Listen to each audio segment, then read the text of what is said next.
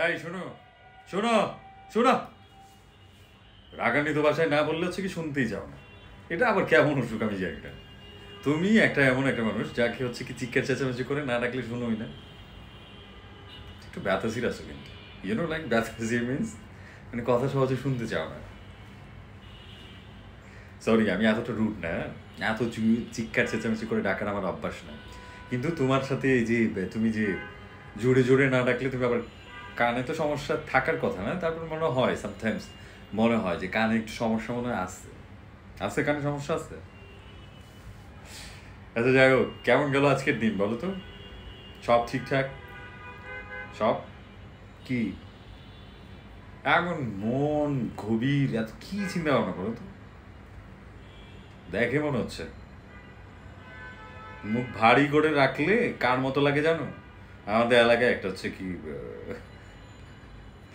একটা বয়স্ক মানুষ আছে, নামটা কি জানে ছিল মনে নাই, ওর মতো লাগতেছে।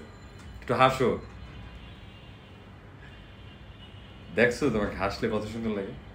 আয়নার সামনে গিয়ে দেখো, আমাকে যদি বিশ্বাস না হয় যে আমি তোমাকে বলতেছি, আমি আমি তোমাকে দেখতেছি না, আমি তোমাকে ফিল করতেছি। একটা মানুষ এই যে দেখো আমি হাসি খুশি কথা বলতেছি, অ্যাজ ইফ লাইক আমার দিকে তাকাও যে আমি একটা মানুষ হাসলে কত সুন্দর লাগে।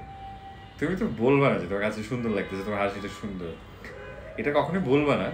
তারপর নিজের প্রশংসা নিজে করি আর কি, মাঝে মাঝে সান্ত্বনা পাওয়ার জন্য। মাঝে মাঝে এই যে ছোট ছোট কিছু কথা থাকে, সে কথাগুলা তুমি হয়তো তোমার মতো করে বুঝো, কিন্তু বুঝার চেষ্টা করবেও তুমি ব্যর্থ হয়ে যাও। কেন বলো তো? মানে বুঝো না আমার কথাটা। কথাটা হচ্ছে যে ছোট ছোট বিষয়গুলো এমন চিন্তা ভাবনায় মগ্নতা থেকে যা, ওখান থেকে আর বেরই হতে পারো না। কেউ তোমাকে ওখান থেকে বের করতে পারবে না যদি তুমি না চাও। আর এই যে কতবার বলবো একটা বিষয় বলো তো, এই যে এইজন সেইজনকে কথা বলা বন্ধ করো। দুঃখ হলেই কষ্ট লাগলেই সব শেয়ার করে দাও, গড় গড় গড় গড় গড় গড় করে। এরকমটা কেন করতে হবে বলো তো? নিজের মধ্যে কিছু প্রাইভেসি রাখো। সব কিছু শেয়ার করতে হয় মানুষকে। মানুষ কি আজকাল, মানুষকে মানুষকে বলে কি কি পাইছো, কি কোনো সান্ত্বনামূলক কিছু একটা পাইছো আর কি, এছাড়া কিছুই মানে পাবা না। কোন ফ্রম মানুষকে একটু কথা শেয়ার করা বন্ধ করো, একটু কমাও, নিজের সাথে কথা বলো। আয়নার সামনে দাঁড়াও, যে এখানে যেভাবে হোক নিজের সাথে দাঁড়াও, নিজের সাথে বোঝাপড়াটা ভালোভাবে করো। এর থেকে ভালো বোঝাপড়া আর কিছু হতে পারে না।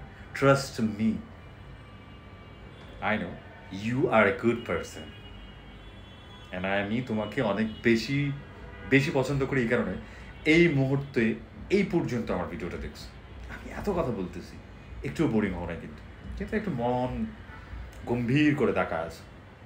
যদিও মোটেও একটু সুন্দর না, বাট আমি বুঝতে পারছি তুমি অনেক বেশি সিরিয়াসলি নিচ্ছ ব্যাপারগুলো, কথা শুনতেছি। কিন্তু নিজের মধ্যে যে সিরিয়াসগুলো দরকার সেইগুলো করো, কাজে দিবে। ভালো কথা বলি, একটু মনোযোগ দিয়ে শুনলে হবে না, কাজে লাগাও। সবসময় পজিটিভিটিস আমার মধ্যে, আমি মানুষকে হাসি খুশি দেখতে পছন্দ করি, এবং এটা তোমারও হওয়া উচিত, এবং এটা তোমারও করা উচিত একজন মানুষ হিসেবে।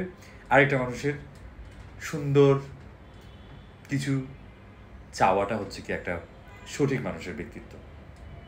আজকাল মানুষ আমরা কিন্তু অন্যের ভালোটা আমরা দেখতে পারি না, এরকম মানুষের সংখ্যা হিউজ পরিমাণ আমাদের আশেপাশে, তাই না? ভালো থাকো।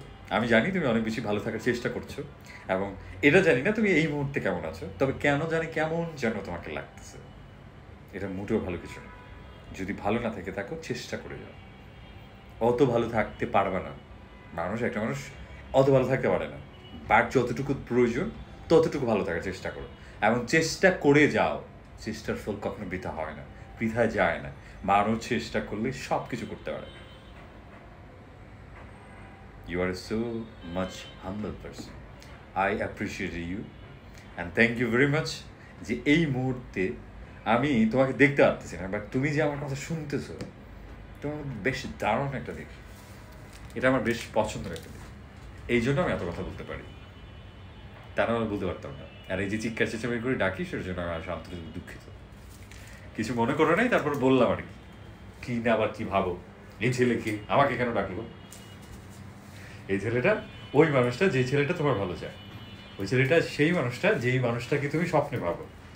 এই ছেলেটা সেই মানুষটা, যে মানুষটা তোমার সবসময় হাসি মুখী খুশি মুখটা দেখতে পছন্দ করে।